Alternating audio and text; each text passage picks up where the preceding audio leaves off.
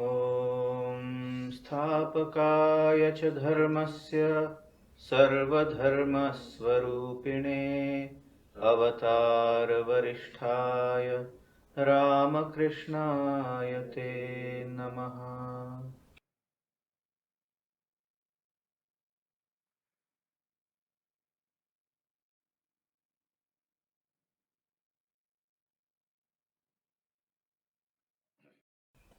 Dear friends, welcome back to the study of the fourth chapter of the Bhagavad Gita.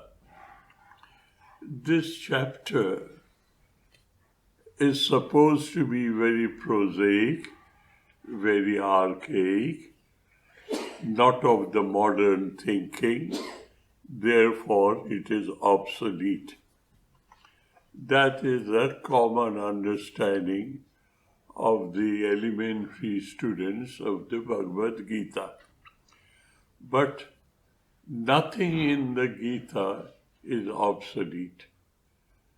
The spirit is eternal. As long as a single human being lives in this earth and desires to be liberated, the Gita will stand by him or her and help them to reach their goal. Only thing is that we should try to understand the spirit of it. And having understood the spirit of it, then we read it with that background, what they are telling us, the shlokas, telling us, teaching us, vis-a-vis what was very common few thousand years ago. The concept of yajna, though it is performed in many places, in many ways and many types, but what is the spirit of yajna? Why should it be performed? How should it be performed? And if performed in a particular correct manner, it will lead us to liberation. This is the spirit. And the word yajna has several meanings. As you know, a Sanskrit word has very different meanings, and you have to understand it according to the context. Now, the yajna word for this discussion is a sacrifice, offering. Now, when you offer something, you're physically involved, you're emotionally involved, you're rationally involved, you're egoistically involved.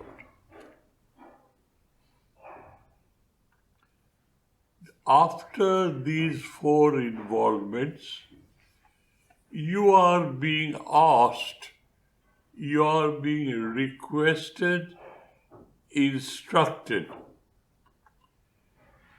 The Gita makes it mandatory, stipulatory, that you have no other way. What is that? In an all-inclusive, non-exclusive manner, he utters the whole truth and nothing but truth in the shloka, Brahmarpanam Brahmavi, Brahmagno Brahmanahutam, Brahmaiva tena gantavyam, Brahma karma samadhina. That is, Arpanam is Brahman. What is Arpanam? Is an offering. How do you offer? Physically, emotionally, rationally. And you are offering. All these four different elements are nothing else but Brahman.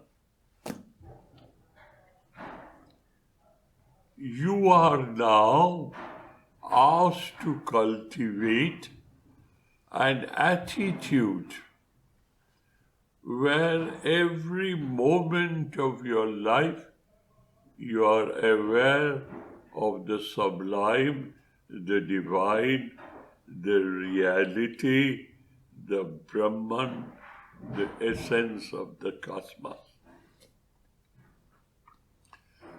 That is an all-inclusive, nothing exclusive statement. Now you look at your life. Your life and the concept of activity are synonymous. As long as you are active in whichever manner it is, you are alive. When all activities stop in your body, you are dead. So life and activity are synonymous. The essential meaning of that shloka is that every moment of your life, whatever you do, I am doing this. The process of doing the way you are doing, you are the doer, your body is performing in a manner, and the listener. While doing so, while you are active, be constantly aware of the presence of the divine. This is the essential, real meaning of these shlokas. Now, after this shloka, up to shloka number 33. Up to shloka number 33, in those days, the influence of Patanjali's Yoga Darshana, which we read today, was a usual daily common sense practice. And other types of yajnas were also in vogue. So from the shloka number Daivame Pare Yogyam, what is the number of that shloka? 25. From shloka number 25 to shloka number 33, Sri Krishna is enunciating several aspects of our life based on the control of the human mind through the process of pranayama, upasana, and yajna. So we have covered the previous shlokas. I am only having a bird's eye view so that we can follow the forward shlokas. He says now, Sarva api ete yajna yajna vido yajna kshayita kalmasha. Sarva api ete yajna vido yajna kshapita kalmasha. This is the first line of the shloka. Second is Jagga Shishtamrita Bhujo Janti Brahma Sanatanam. Let us first understand word-to-word meaning. Then we will go towards the suggestive meaning or lakshartha. He says, Sarva api ete yajnavida. Ete sarvavida yajna. all these various types of yajnas, pranayama and etc., that I mentioned before, from Brahmarpanam to this shloka, if you are very precise, he tells you that he has mentioned 12 different types of yajna, means 12 different types of activities which can be converted the work into worship. And always remember, work and worship to some extent has 4 equal common factors. The 5th factor makes the difference between work and worship. What is that? I am working. I am. That means I am involved. I am aware. I am the doer. How I am working? Physically, emotionally, rationally, and egoistically, I am involved. That is known as activity or working. The types may be different, but involvement of these factors are a must. Now, what is the concept of Karma Yoga? The concept of Karma Yoga is, let the duties of your life be followed as enunciated by the scriptures. Let it be followed perfectly, thoroughly, correctly, excellently, without any error. Why without any error? That proves you are totally involved. There is no scope of mistaking or forgetting. That is how you perform. In yajna, the Vedas tells you what way you should do. No deviation from that disciplined procedure. Thereby you are disciplining yourself physically, emotionally, rationally. What is the 5th dimension to convert work into worship? Be aware of the presence of the divine. Rationally, the whole world is a manifestation of the divine. There is not a speck of space or an iota of time where God is not. And I am constantly aware of Him. And I am offering all that I am doing to Him. You are now extending your concept of yajna from that ritually mentioned activity. You are converting that activity in your flow of life. Ete sarvamapi yajna. Sarvamapi yajna.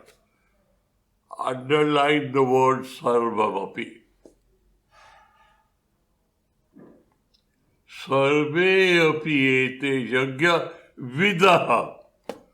One who has rationally, intellectually known it, emotionally has got involved, and he has perfected the art of doing it excellently correct. This is the meaning of the ete yajna vidaha. He who has learned the secret of performance. Now what happens to him? As because He is constantly aware of the presence of God and emotionally involved because he wants to offer his best to God. He is emotionally involved, and the end result is he is saturating himself with the awareness of presence of God in every moment of his life.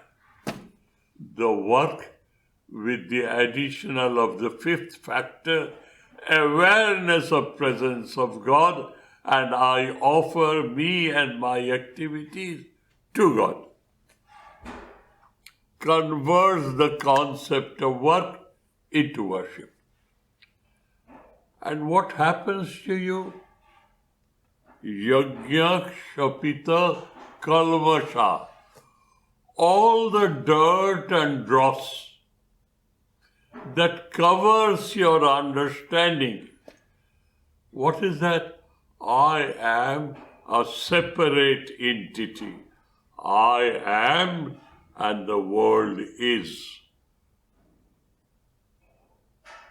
That separateness is the darkness which has invaded your understanding. Now, if you are constantly remembering, if you are constantly aware of the presence of the divine in your life, what is happening to you? Your whole chitta, your mind stuff, your personality is slowly and slowly and slowly being saturated by, being filled up by awareness of presence of God. And the darkness of understanding, kalmasha is dirt, darkness, will slowly and slowly, shapita, will be slowly and slowly and slowly wiped away and destroyed. Sarvapi ete yajnavido, sarvapi ete yajnavido, yajna shapita kalmasha. This is the essential meaning of the first line. And he follows it up. What happens to you? Jagya shishta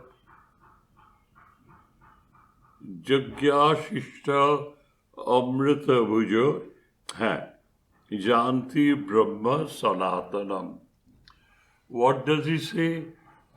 Jagya shishta. The leftover. What does leftover means? The resultant result. And what is the resultant result? You are constantly aware of the divine. And that is what you are assimilating. Ahara. Ahariyate iti ahara. Whatever you absorb, whether it's the grossest dross of food or subtlest of the subtle thinking, whatever you absorb is a food for you. Either it is food physical, material, or food for thought. Here's your English idiom. Food for thought.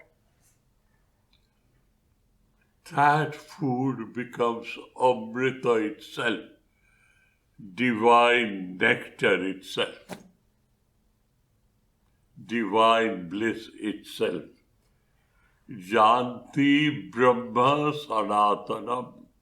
He reaches, he arrives at that state known as Sanatana Brahma, perennial, eternal, immutable, infinite, absolute Brahma.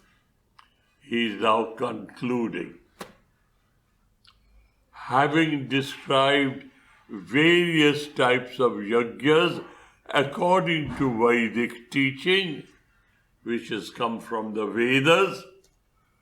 If you perform it in the correct possible manner, yajna vidaha, then you, at the end and result, by absorbing all this, Jagya Shishta Shinabhakta, you are absorbing all this, you become one with Brahma.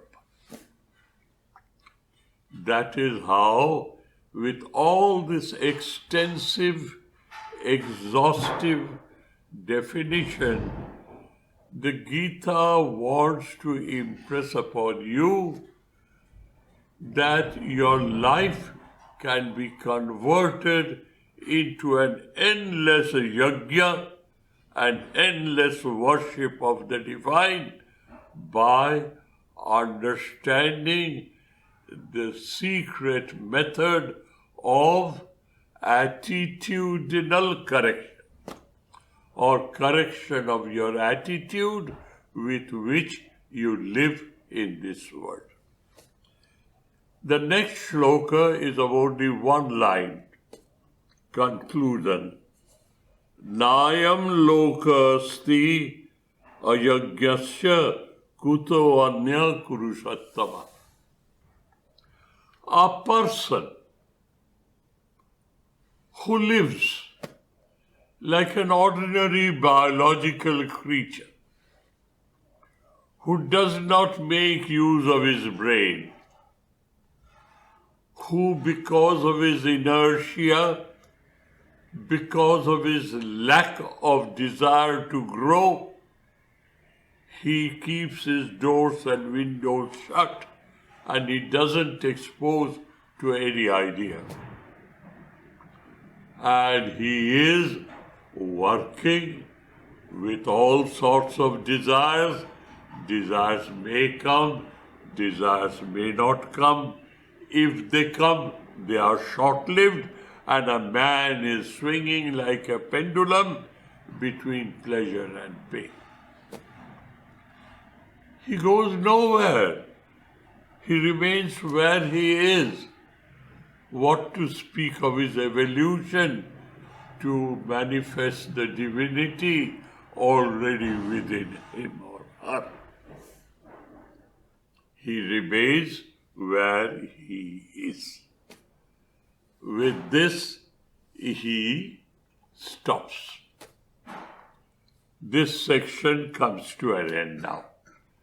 Now he has told you so many things. He has told you so many ways and avenues of yajna and its performance. Is he talking from his own brains? Is it Krishna's brainwave? Though he is an avatara, I take him like a highly intelligent author. And where does he have this wisdom from? So the Gita is being on the safe side. He says, Evam bahuvidha yajna vitata brahmano mukhe karmajan viddhitan sarvan evam gyatva vimokshase. What does he say? He says, Evam, similarly, bahuvidha yajna, of various types and forms. What does it mean? All inclusive, nothing exclusive. All that you do while you are alive is nothing else but a yajna. Educate yourself to perform it likewise. And where does all this come from? Brahmano mukhe. Brahmano mukhe means the Vedas were uttered by the Absolute, the Divine, Brahma. He has spoken it to you. So don't disregard these attitude. Try to convert your flow of life into an endless interaction, devoted, dedicated, determined, disciplined, emotional interaction with the presence of the divine, with the awareness of presence of the divine. This is what sadhana is all about. How can you convert your flow of life into an endless sadhana? And this is what Swamiji, as being taught by Sri Ramakrishna, has highlighted to us as a karma yoga. He didn't mix up matters, complicate matters. He says life and activity is synonymous. Convert your flow of egocentric life and living into a life offered to the prayers of the divine. What is that prayer? Constant awareness of presence of the divine in you and outside you, and you emotionally get involved with the presence of the divine. Evam bahuvidha jagya vitata brahmano mukhe karmajan viddhitan. Know for certain, they are all work-oriented. They are all performance-oriented. It doesn't happen falling on your laps just because you have understood something of it. You have to perform. You have to do. You have to put your best very efforts. You exhaust yourself with your efforts. Karmajan viddhitan sarvan evam gyatva vimokshase. Having known this fully, and after knowing, being motivated fully, after being motivated fully, you perform it correctly, perfectly, thoroughly, excellently. What?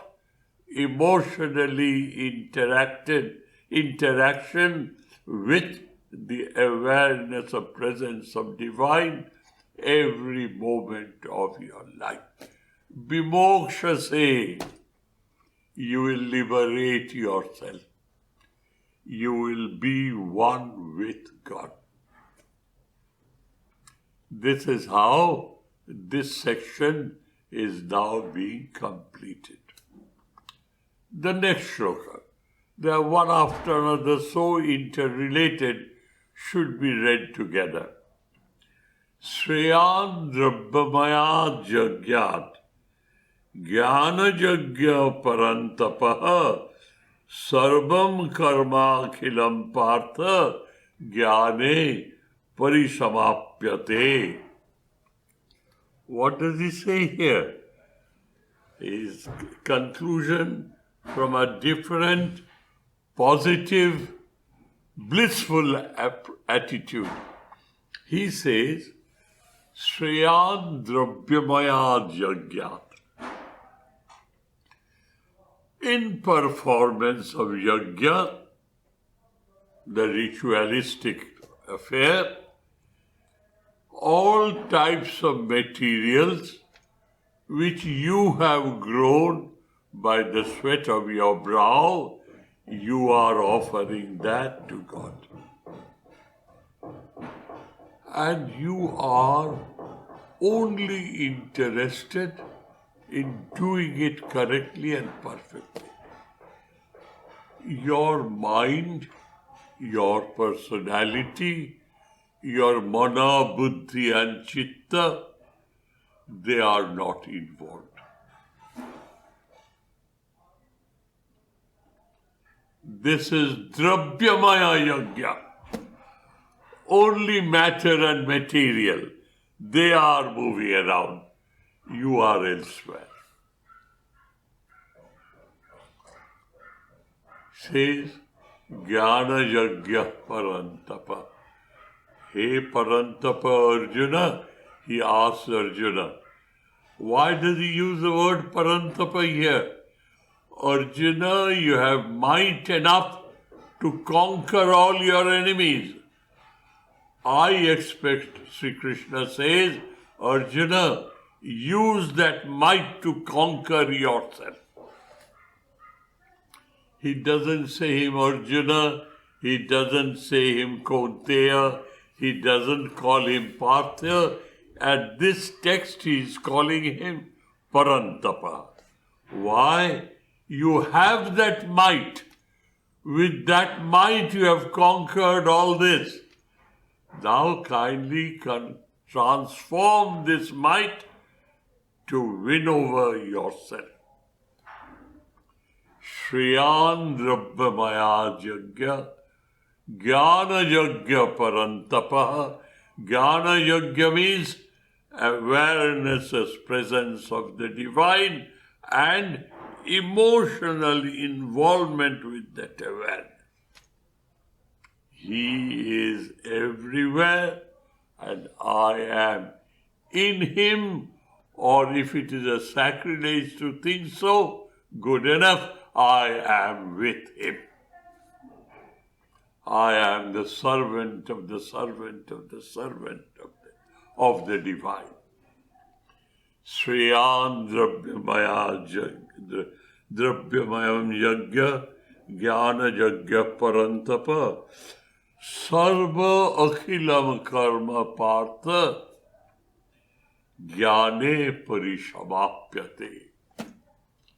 The purpose of life, karma and life, they are the same. That is, the purpose of being born a human, the purpose of being aware of your sense of duty, which motivates you to perform. Carry on, my dear child, Partha, carry on. You are my aunt's son, you are my cousin brother. Please carry on. And know for certain, Sarva Akhilam Karma. Sarva Akhilam Karma. Any act and deed, provided it is moral, ethical. Why moral and ethical? That which is immoral and unethical is egocentric. Therefore, Akhilam, all the acts and deeds of your life, it will lead you to the end result that you will be aware your own true original nature. You will be able to manifest the divinity already within yourself. That is the end of all life. This much has been now explained from that shloka, Brahmarpanam Brahmavi, to this shloka. All this now, dear, don't go in to read what is that prana, what is that apana, what is that prana, apane, juvati, and all that. What is Rechak, what is Kumbhak, what is Purak.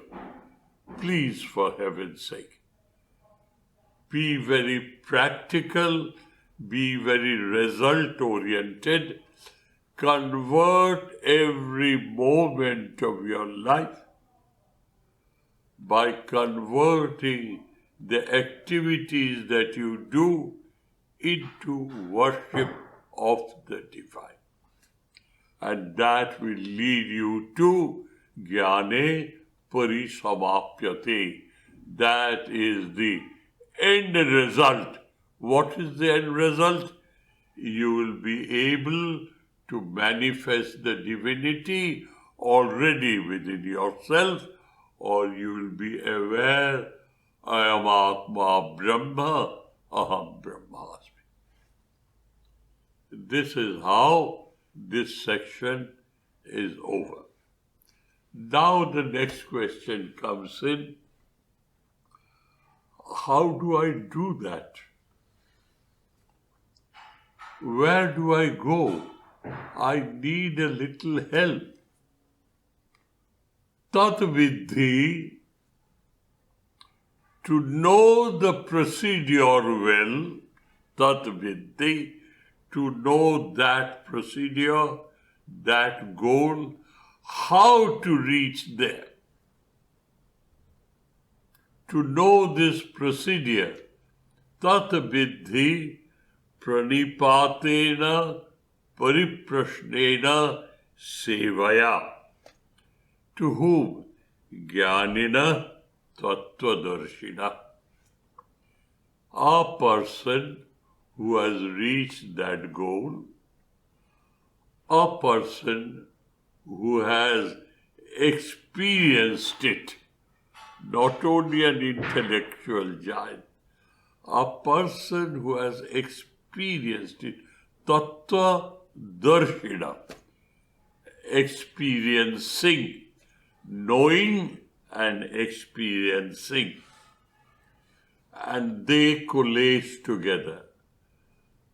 I experience, I am. You can shut off all the doors and windows of my five sense organs. You can stop me from using my five active organs, and you put me in a place where I cannot do anything at all. But my awareness of amness comes off spontaneously. I am. This is intellectual. And by disciplining yourself, by converting the concept of work into worship, that is, converting your flow of life every moment with an awareness of presence of the divine. There's not a single iota of time you forget. Thereby you remove the dirt, the darkness, the non-understanding that covers your wisdom, your view, and you will darshina, tattva darshina. You will experience, I am Atma Brahma, Aham Brahmasmi. Though I am contained in a human form, but I know who am I. I am deathless, birthless, the eternal, the infinite, the eternal, the immutable, therefore the absolute. Tat Viddhi, to experience that, to know, and thereafter by practicing that methodology, you will be experiencing anubhava. Swanubhava kritva, that is what is said. I have now made it my awareness. I know what I am talking about. Not intellectually, by experience. How do you get it? Where do you go? Jnanina Tvattvadarshina. They will upadekshanti te jnanam. They are waiting eagerly.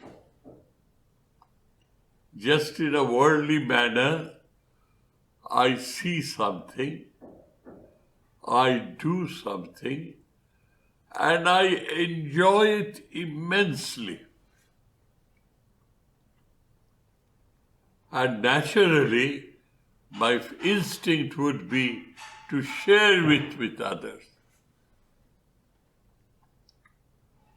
So having gone beyond the chain of life and death, pleasure and pain, agony and ecstasy, the dual throng, the swing of a pendulum, having gone beyond it, having experienced who they are, they also had Guru and etc. etc. So here Sri Krishna says, please go to them. If you really want to know, go to them. With pranipata, with humility, modesty. Hi Guru, let me know what is Brahma. None of that attitude.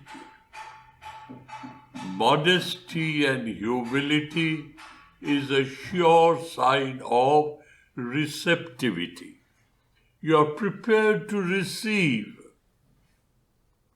Pranipata, pariprashnena. What is pariprashnena? Pari is all-pervasive regarding to that subject. Pranipata is to fall flat on your face, Ashtanga pranama, as it is said. All the 8 organs touch the floor. You are as low as the floor. That is an expression of humility and modesty. Pranipata pariprashna sevaya. He may be old. He needs a little help. Do it with all your heart and soul so that they are relieved that, oh dear me, I can't do it. He has did his life for me. He is doing it for me. You incite compassion which is very much in them. You activate their compassion. Tad vidhi, to know that, these are the 3 methods. Pranipata, that is humility, modesty. Pariprashna, sir, please tell me, how do I reach? He tells you. You think and you have some doubt. Go and ask him again. Pariprashna means an all-inclusive questioning relevant to the subject, not out of subject questioning. That is not entertained. So, pariprashnana sevaya. Upadekshanti tad jnanam jnanina tattadarshina. Tattadarshina purushaha upadekshanti. They will advise you, they will help you, they will guide you. If you want to profit from that, then cultivate humility, modesty, desire to know and to serve as a sort of an expression of your gratitude. I'll get it nowhere but here. Therefore, pariprashnena, paripranipatina, pariprashnena sevaya. If you can do that, then tattvadarshi jnani purusha, he has used both the words, jnani, tattvadarshi. Thereby, knowledge and experience have been combined together, assembled together, as it were. It's not only knowledge. You can have an expert pandita, an academic scholar, who will be able to explain to you rationally everything. But he is not a knower of the self. He may rationally convince you, he will not be able to light up the awareness of that knowledge in you. But he is taking you on the boundary line.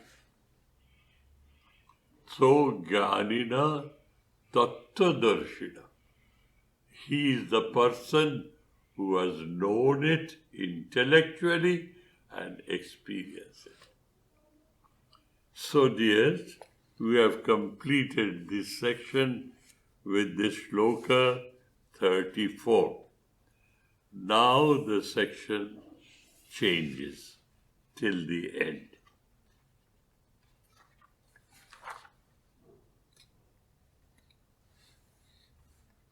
Jasgyata na punaramoksha moham evam jasyasi pandava jena bhutani asheshani drakshasi annatatmano atho mahi. This is the next.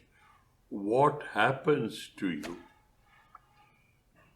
The signboards, while traveling from here to Melbourne by road, occasionally you see our road sign, so and so is so far away, so far away.